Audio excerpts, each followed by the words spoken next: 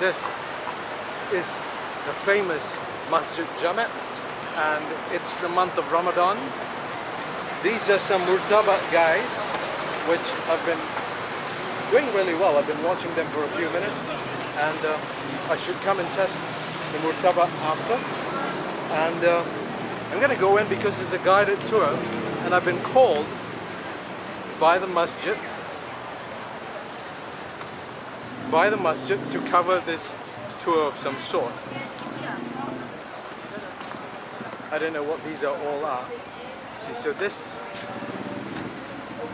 tour sessions, Sunday to Thursday, Friday close, 10 to 12:30, 2:30 to 4, 12:30 to 2:30, break time, 109 years mosque, must visit place in Malaysia, all that good stuff. This is the entrance from the inside, and this is the entrance to the inside. 109-year-old mosque, and I believe this is the guided tour. And let me go figure out, let me crash this party. This is counter, I've told this before. Hello. Hello YouTube. Hi, that's Muslim. Yeah. We met in the last video about a year ago. You remember? Yeah, I remember. Say hello YouTube. Hello YouTube. Very nice. And this is the man we're here to see. Excuse me. The Mori. Hi. No. Hello. Introduce yourself to YouTube very quickly. My name is Johan. I'm the in-house guide. I need to do a what are you doing right now? I'm doing a tour of the mosque. And who are these people? These are basically guys who, visitors who come in to breakfast together with us. With breakfast. They're guides. Yeah, they're Malaysian guides. Malaysian guys, yes. All of you are Malaysian guides. Yes. Okay, you're all being recorded right now. Smile and look your best. Now, item number 3 is basically Mori. Anybody knows what Mori is all about? Now, Mori is basically the food that we prepare and give to those who come and pray later. Oh, okay. In the evening, we're going to have it's basically supper.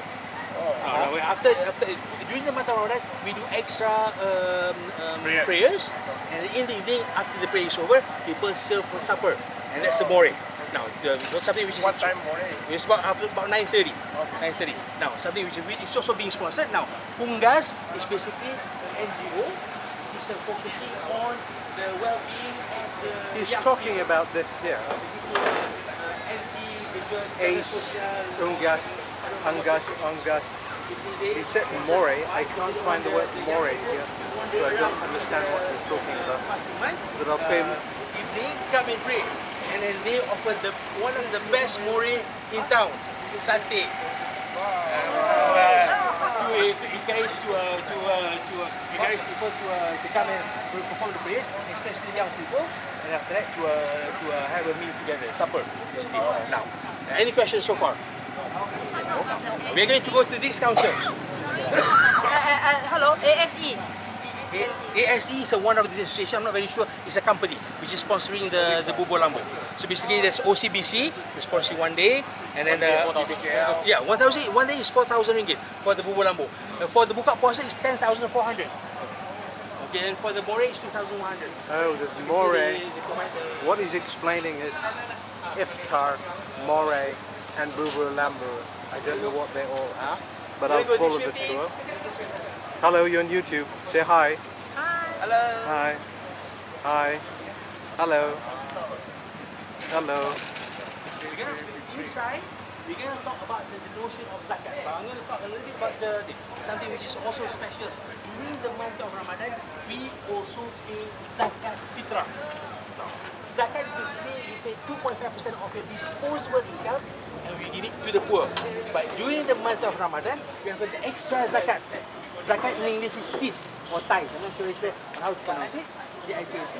Now, and you pay basically, you give satu gantang Baghdad. It's a measurement. Basically now it's the equivalent of 2.6 kilogram of the food of the makanan uji of the country, and you give it to the poor. So basically in Malaysia, 2.6 kilogram or equivalent in money, and we give it to the amil. Amil is basically the person who's collecting the zakat. Here in Malaysia, one portion for one person would be RM7. It's decided by the Jabatan Agama.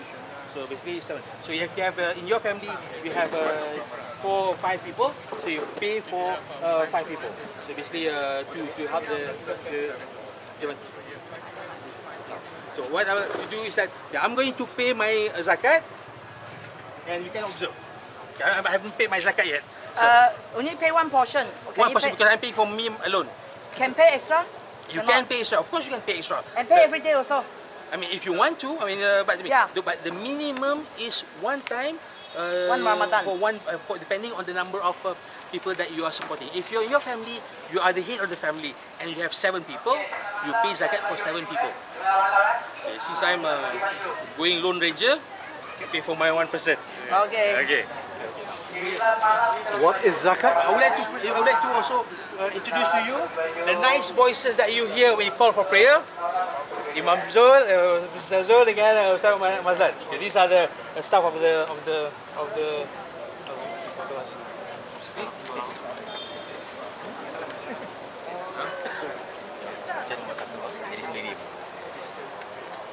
Inilah wang bagi menggantikan beras fitrah sebanyak RM7 yang wajib bagi diriku pada tahun ini kerana Allah Ta'ala. Jadi zakat fitrahnya tahun ini kerana Allah Ta'ala. Okay, do it in English. Herewith is the money to replace fitrah rice amounted to RM7, obligatory upon myself this year in the name of God. Jadi kerana Allah Ta'ala. Bismillahirrahmanirrahim. Ajar Allah fima ataita wa Allah fima qaita wa ja'alna taqwa wa sallallahu alaihi wa sallam. This is your receipt? Okay. So just basically to that I have paid. How about if the lady pay? The lady pay here? Yeah, I mean, lady can pay here. Can pay here. But don't shake hand now. No shake hands. No shake hands. Just pray only. Yes, just pray. Okay. Do it pray. Understand? Are you okay? Okay. Only Muslim pay the zakat fitrah. Zakat is compulsory for Muslim. Okay, but if non-Muslim want to give, it's sedekah. Zakat is compulsory. Sedekah is optional. Zakat is compulsory. Sedekah is optional. Sedekah. Sedekah is derma. Yeah, derma. Yes, derma. Also here. I mean, you can do anywhere. Huh? Yeah, Jim Azlan, RM7. Yes. can you explain zakat to me? Oh. No, I'm not Amil. This is one Amil. Zul. He said can spend for you. Dia nak bagi nak. not Muslim. Timah. Okay. Yeah. Okay. This lady is offering Okay, see. zakat. Here. Sorry. So, for the viewers, can you tell me what zakat is?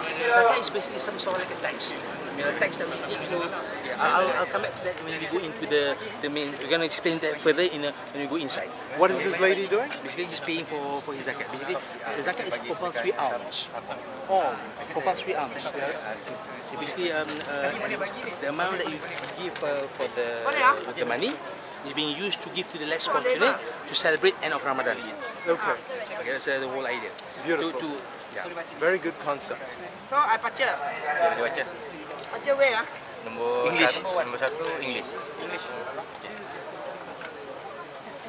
Here is the money to replace fitrah rice amounted RM7 obligatory upon myself this year in the name of Allah.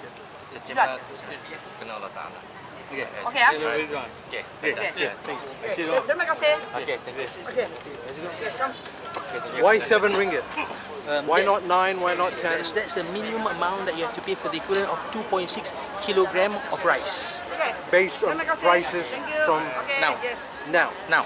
So it can go up. Yes, it will go up. So in It will- 10 years it can it be will go up. RM70. Yes, it will go up. It's 7 Malaysian ringgit. Yes, correct. 2.5. Okay. There's another person. Jadi RM7. Hello, that was very nice of you. What prompted you to give zakat? Well, as a Malaysian, we have to follow the practice. So when I after asking, can a non-Muslim pay?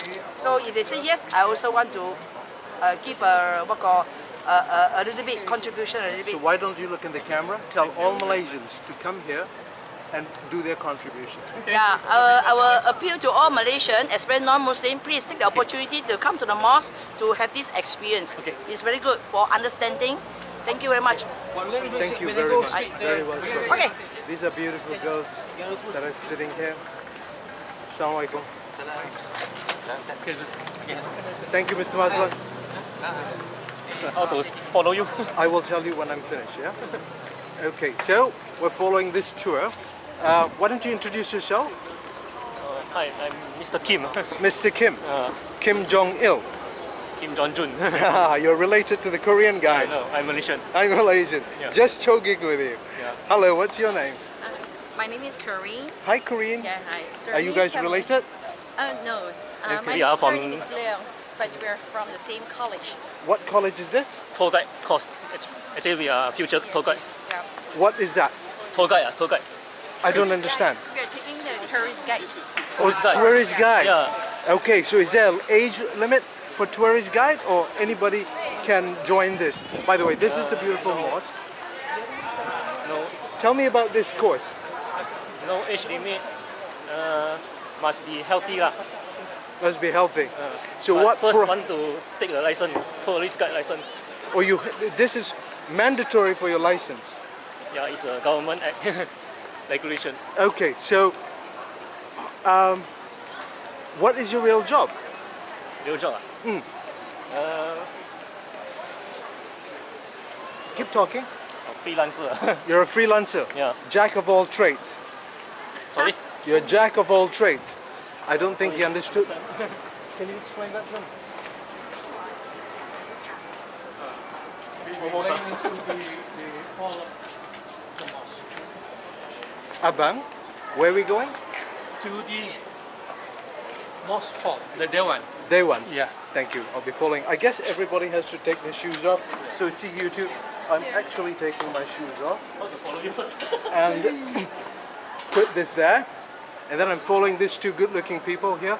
Mr. Kim, no relation to Kim Jong-il, and this lovely little girl called Corinne. We're in the day one we come mosque. to learning. They've all come to learn. And there are a lot of people here. Say hello, YouTube. Hello. Hi.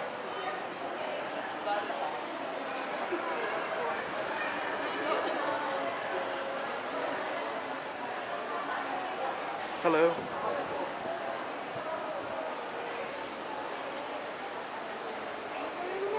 This is a beautiful, beautiful mosque. I've covered this before. It's called the Masjid Jamek Sultan Abdul Samad in Kuala Lumpur. Look, check it out. It's about 100, it's 93 years old, 1898. That's when this happened. I'll show you the other pillar here. It's in a different language. There you go. Arabic language. And this is the beautiful mosque. Hello, how are you? And they're all gathered here. And I guess they're going to be explaining this mosque while I shoot this away. That's Korean, and these are the lovely women. The women are separated from the men. I'm going to find out why after. I'm going to walk around. So sorry, people, so sorry. And this is my friend Johan, and he's conducting this tour. And I don't know brother's name here. Office. Hafiz, Assalamu alaikum. Walaikum salam. And what do you do here? I do the same as what Johan is doing, but he has a license I don't have. I just volunteer job for this Masjid Jamek. They should give you a license. Imam Yahya, if you're watching, Yeah. give this man a license. Thank you. So what is he doing now? It's explaining about the masjid. So why are the women separated from the men? I know, but I want you to tell me.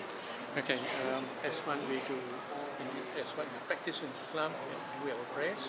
We do prayers separately from men and women. Woman is over one side, and man is on the face. So the sitting position is also the same. Not to mix with the men and women. The sitting position is the same.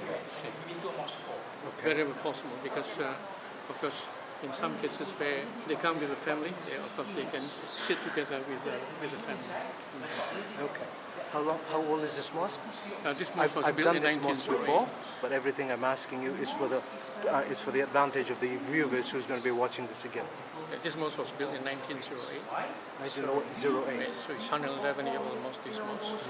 And this mosque is the oldest mosque in Kuala Lumpur. Of course, you can see other older mosques outside Kuala Lumpur, you can find in Malacca, or you can find in Kelantan or Terengganu.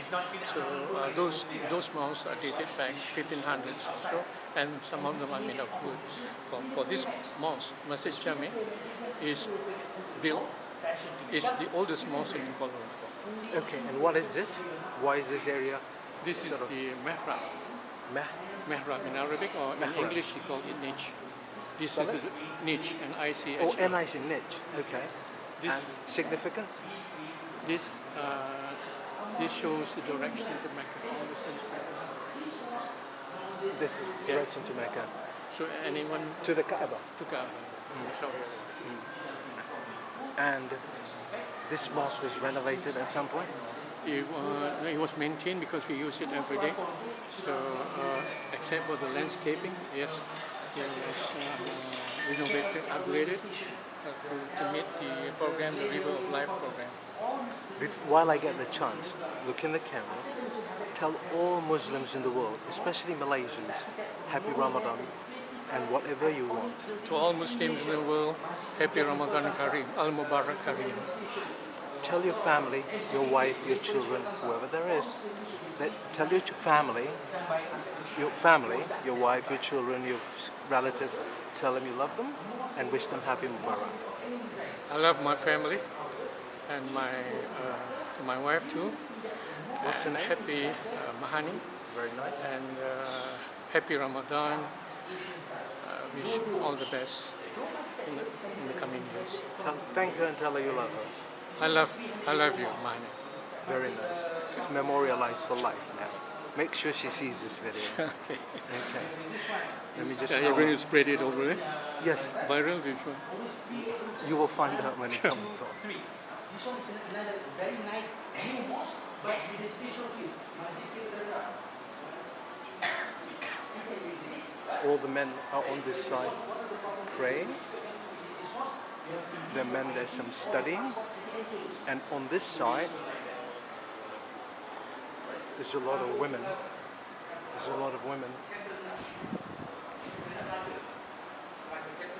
All these women are praying. Very, very beautiful and very, very solemn.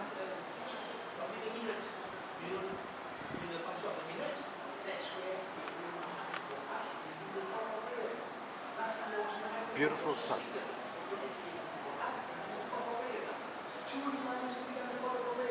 Number one, you have to have a nice voice.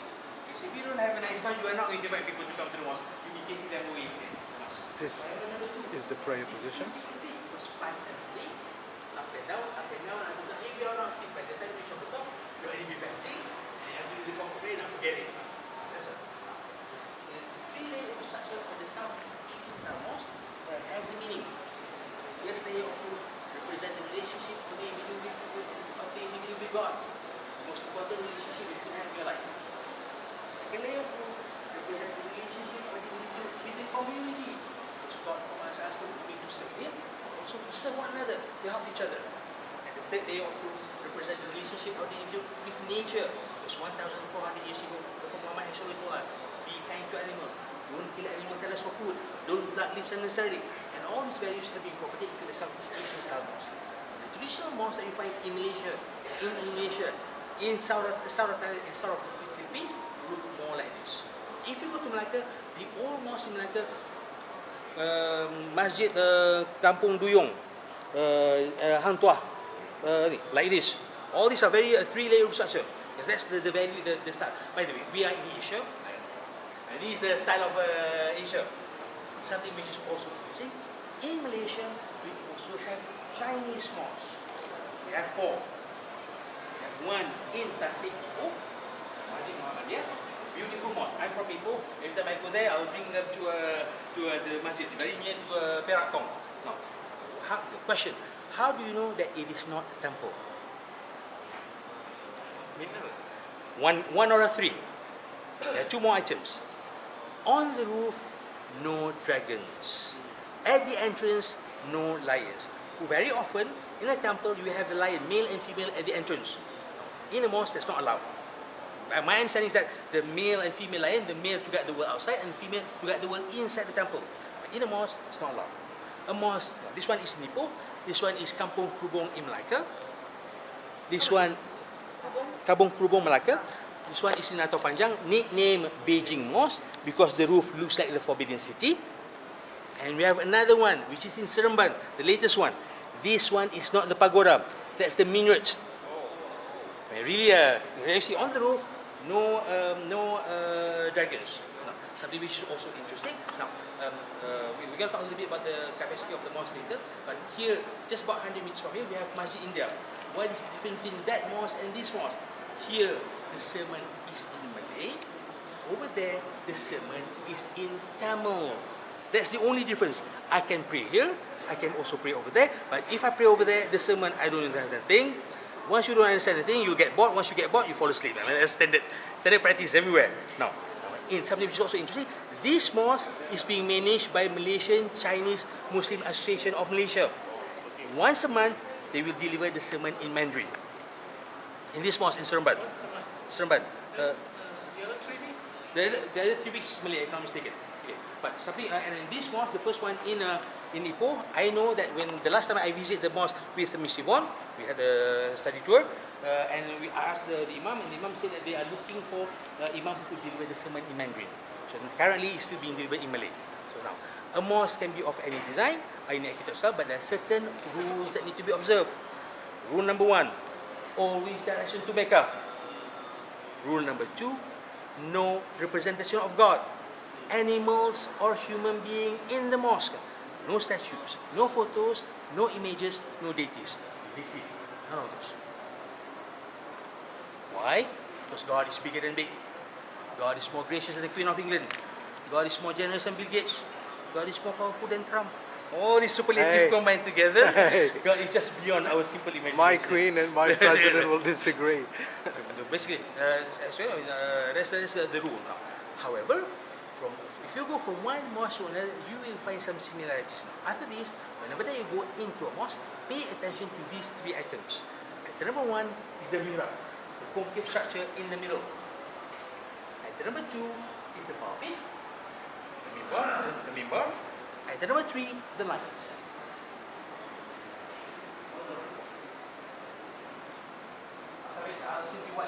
Item number 1, the mihrab. Imam in front, congregation at the back. The imam will be reciting verses from the Quran. But remember, 100 years ago, there was no microphone. The concave structure was designed in order to bounce the voice back for the congregation to hear. Acoustic sound effect.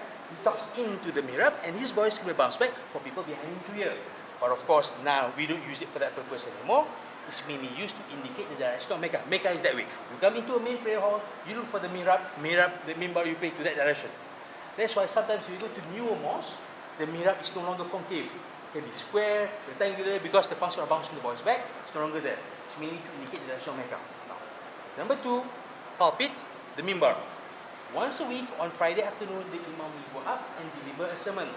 The message of the sermon is always much of good against evil. Drive carefully, don't drive recklessly, help the poor, don't steal. We need to be reminded at least once a week to do good and to leave whatever is bad. The bigger the prayer hall, the higher the mimbar. It's a public speaking technique. In order to maintain the interest of the congregation to the sermon, not only need to be able to hear you clearly, but also to have visual contact with the imam so that they will not fall asleep. Standard practice all across the board. In the classrooms, people get bored. And then or in churches, or people get bored, they will fall asleep. But now, we use technology to our advantage.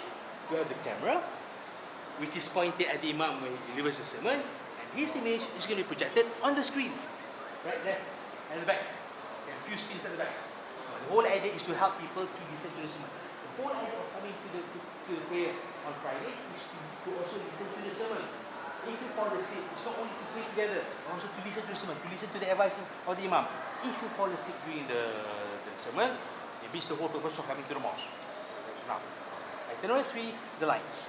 Now, when we pray together, we stand shoulder to shoulder. Later, we have the time, just going to come out.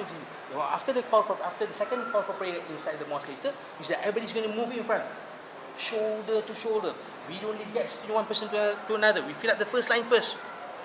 Once it's full, then only we start the second line. Once it's full, then only we start the third line, and so on and so forth. Nobody prays alone at the back. Everybody moves in front. You are going to see God. There is an expression in English which I really love. Hold your ranks. When you hold your ranks, you are together. You look united in one straight line. Presentable. If you're going to see Tun Mahathir, or the king, you stand up upright. You present yourself the best way, the best clothes. Even more if you're going to see God. Logic. And the fact that we stand shoulder to shoulder eliminates all the social status as well as ethnic background of each individual. Regardless whether you are the king, prime minister, cleaner, driver, baker, butcher, black, white, yellow, brown, green or blue, in the eyes of God, you are all the same. What makes a person different from another?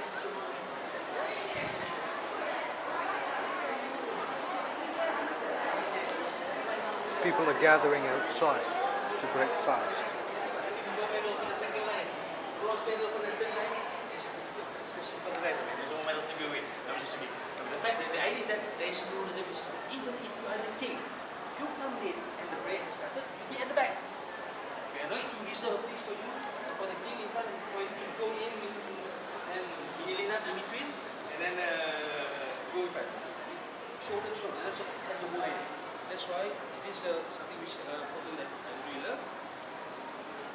Shoulder to shoulder, really close to one another. They show of unity, one human family worshipping one and only God. So basically now, we're gonna what we're gonna do is that we have another 5 minutes. We're gonna talk a little bit about the capacity of the mosque. Inside this main prayer hall, there's space for 300 people. This one is the main prayer hall. Why we have the cupboard? Last time there was no cupboard. But now we put the cupboard to make it friendly to the needs. The senior It's very well spoken. they go down need to be friendly. No. At the back we have space for 500 people. Friday we are closed to visitors. Why? As early as 10 o'clock in the morning we're going to start to lay out the prayer mats in the courtyard. And from the gate, in the whatever space that we have, even the walkway, it's going to be all laid out with the prayer mats. And like today, we'll see that later. And with the space that we have in front, at the back, right and left, and in the courtyard, we have space for 8,000 people. Full house. Why? Friday, come over here. This used to be the national mosque before we built the national mosque. It was supposed to be the national mosque of Malaysia before we built the national mosque. Now, why the mosque is full? You go out, look around you. We have Agro Bank over there. We have HSBC, CIMB Bank, OCBC Bank, Bank Muamalat. We have Maybank just over there. We are in the banking quarter. Once a week, all these bankers need to come down and cleanse their sins after cheating us, stealing our money. Bankers and lawyers. No, I'm just joking. Basically, we are in the banking. This was the heritage area. So this is where people were trading tin before. So wherever there is money, people are going to come. So basically, that was the business center before. This the Madi Conference was basically was also known as Pengkalan Lumpur. Not only Kuala Lumpur, but also Pengkalan Lumpur. Okay. Any questions so far? Inside here, how 300.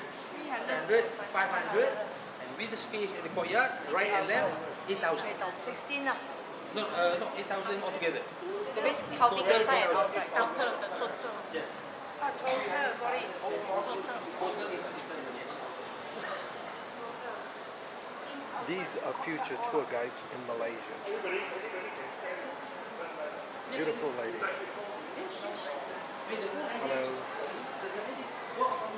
Salam. Some people want to get the first line, get the best of the rewards, catch the best of blessings. So talking about the mosque, talking about the concrete itself, found the people who built it that time was the Chinese, isn't it? To be very, maybe, most likely. Because in Malacca there is a twin happiness thing that's on the wall, of the Malacca mosque, Kampung Twin. The one, the Harmony Street, remember? Yes. Yeah. You can see there's a twin happiness, the Chinese wording on the mosque on there. I'm most likely. I mean, I'm not very familiar, but most maybe. But now, even the National Mosque, putting a lot of Chinese contractors in there. what I would like to propose that we're going to go to the other hall so that we can have a more relaxed because we need to leave the space for and we'll continue the discussion over there. Now before that, just come over this way. I'm going to show you something.